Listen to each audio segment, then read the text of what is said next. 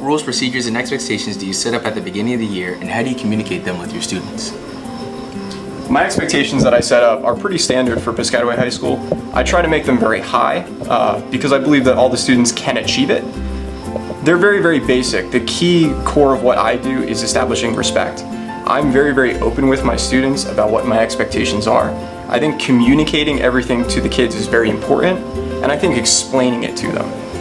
Most students never really stop to ask why we do things. I encourage them to ask those questions because as they find out more about it, they take more ownership of it, and then it's less about me having to enforce the rules and more of the students kind of enforcing it for themselves.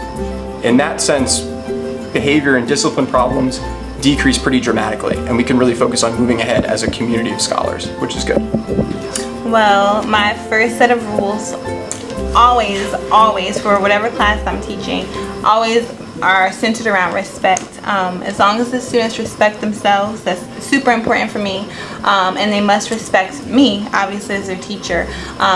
Besides the school rules, which we absolutely follow, just maintain self-respect. You've asked a student more than once to get back on task and they refuse. What do you do? I try first to figure out why doesn't the student want to do that activity. I found that a lot of times it could be something so simple that the student just doesn't understand the directions of the activity.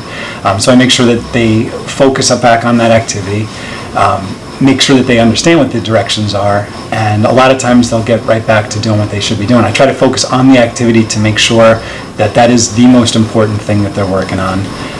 And I don't ever fight with the students and just stay positive. I would move in their vicinity, maybe put a hand on their shoulder or ask to see them outside.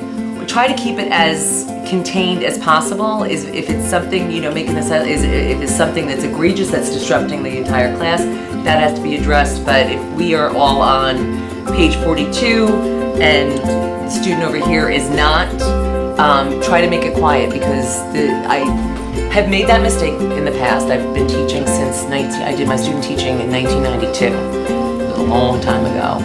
And I personalized it, like I said to be here, and that doesn't work. And then making it, escalating it.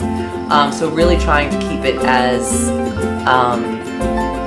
non-confrontational as possible, that it doesn't need to be that. And most times what I have found after so many years, somebody might be tired, something's going on at home, something happened outside of here, and this is not, I don't care what you're saying, this is not about me, and trying to just, what's going on here, is there an issue? It's like trying to communicate with them that way. But definitely not exploding. How do you react when a student challenges your authority in front of the class? Well, fortunately, direct challenges to teacher authority are extremely rare. And generally, I believe that's so because we try to set the expectations and roles and responsibilities up front in discussions of what the responsibilities are of students and what the responsibilities are for teachers. But if it does happen, on the rare occasion when it occurs, the key is to not to escalate the situation.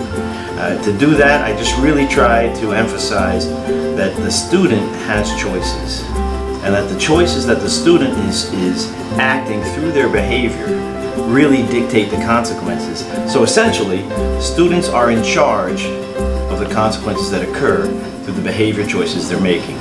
And then lastly, if physical safety is not an issue, we try to deal with it completely after the class. One of the things is, first I reflect, maybe it's something I'm doing wrong. Maybe I'm just totally not seeing what's going on in the class, and I'm so focused on my lessons, not realizing that I'm off track. And I'll even apologize. And from there, if it isn't my fault, then I'll ask to talk to the student in private, perhaps out in the hallway, and see exactly what's on their mind, and let them share, and assess it from there. How do you welcome your students' various cultural backgrounds in the classroom? Colleagues talk about treating everyone equally. I like to look at it more fair. Fair and equal to me are not quite the same thing. Everybody's a little bit different. I try to make adjustments. Again, getting to know the student, especially as the year goes on, makes that a little bit easier. I have one student who tends to doze in class. Turns out he works 40 hours. That's a lot different than somebody being defiant. I know he's got that going on. Doesn't excuse it, but now, I can communicate with him differently, and we have a very good relationship now instead of, me yelling at him, don't sleep in my class. Other students, they have different reasons. Sometimes the reasons aren't very valid. But I try to be as fair as possible, and that means making adjustments. I mean, the expectation for me is the same for all students. However, there is wiggle room with certain things. So, for example, I'm in the gym. If a kid is fasting, they can't participate, I take that into account. If a student hasn't been able to wash their clothes because they live in an apartment complex, they don't have access to a washing machine inside their house, then I make wiggle room for there. I grew up in an apartment, so I understand you can't just always wash your clothes when you want to sometimes. Some students can't afford gym clothes, so sometimes we've worked to buy them stuff. So you have to look at each kid's situation uniquely and take it from there. What do you do to make your students feel heard and understood?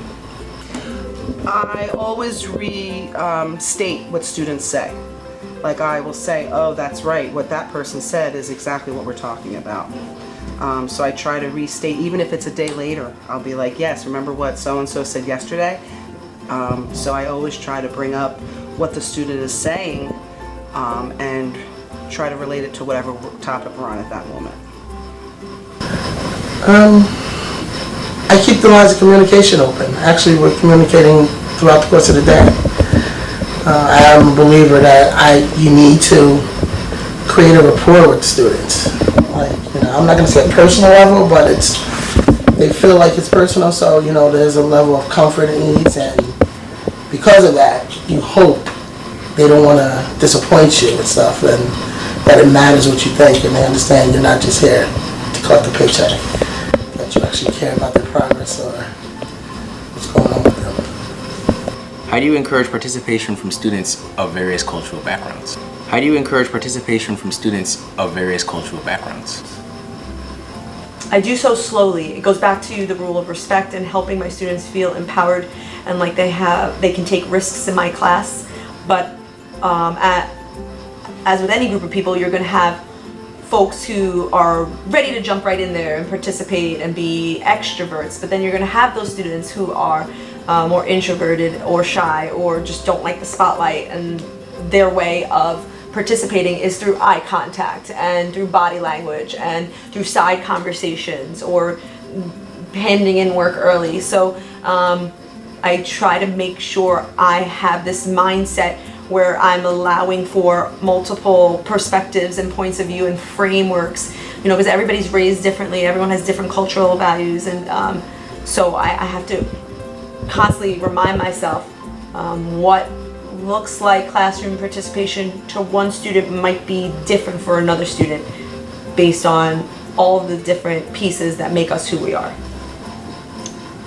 We love all the cultures. Between myself and the chief, we've actually traveled to a ton of different places, and we work that into some of our leadership or some of the other lessons. Because if we know somebody's from a specific area or has a different custom, we have nothing to listen. Okay, this is what we do here. What's the culture in, I'll use India. I didn't realize that the number of states in India, like 200 different dialects and those things. So it's sort of a mutual learning process because we have a great opportunity here because we have so many different cultures. So if yours is different, let us know what you do because it broadens all of our horizons.